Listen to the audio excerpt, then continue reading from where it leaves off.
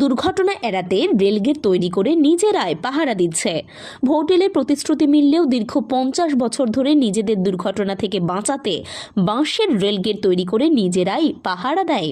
একাধিকবার বলেও তৈরি হয়নি রেলগেট, ফলস্বরূপ ঘটেছে অনেক দুর্ঘটনা।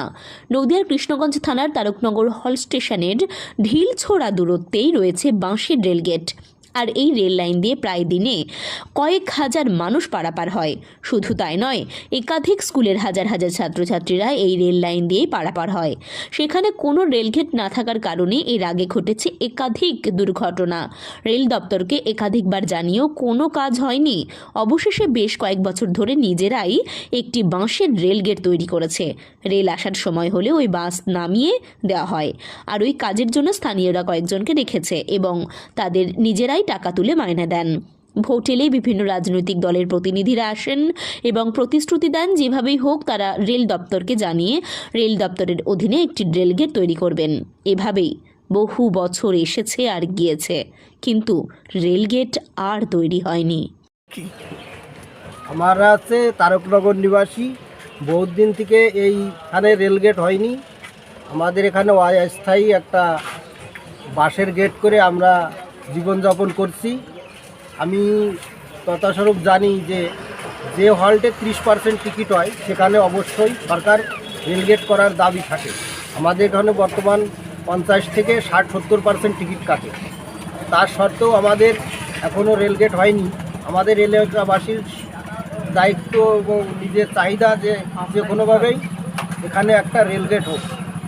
এটা যদি হয়, আপনারা কি রেলগেটের দাবি তুলছেন? হ্যাঁ, আমরা রেলগেটের দাবি তুলছি। এখানে কি ছাত্রছাত্রী যায়? এখানে স্কুলের ছাত্রছাত্রী এবং যানবাহন গাড়ি ঘোড়া সবার দিক থেকেই অনেক অসুবিধা হয়। তার জন্য আমরা চাচ্ছি যে এখানে অবশ্যই যাতে ভারত সরকার আমাদের এই রেলগেটটা করে, তাহলে আমরা খুবই উপকারিত হব। আপনার নাম? আমার নাম অমিয় মণ্ডল।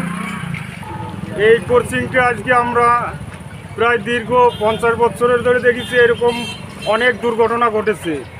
আমরা এই সমস্ত দেখার পরে যুব মোর্চার থেকে, ইয়ং জেনারেশন থেকে অনেক চিন্তা ভাবনা করে আমরা নিজেরা পঞ্চায়েত থেকে এবং গ্রামের থেকে চাঁদা তুলে কিছু 2-4 প্রহরী রেখেছি এবং গেটের ব্যবস্থা করেছি। তারপর থেকে এই গেটে কোনো দুর্ঘটনা আজ পর্যন্ত ঘটেনি। আমরা এই সাধারণ মানুষের পক্ষে এর জন্য যা করার দরকার করেছি এবং আরও যদি আমাদের কিছু খরচ করতে হয় তাও করে আমরা করব, যতদিন পর্যন্ত এই গেট না হবে। না, আপনারা কি গেটের দাবি চাচ্ছেন? না, গেটের দাবি তো 100 বার।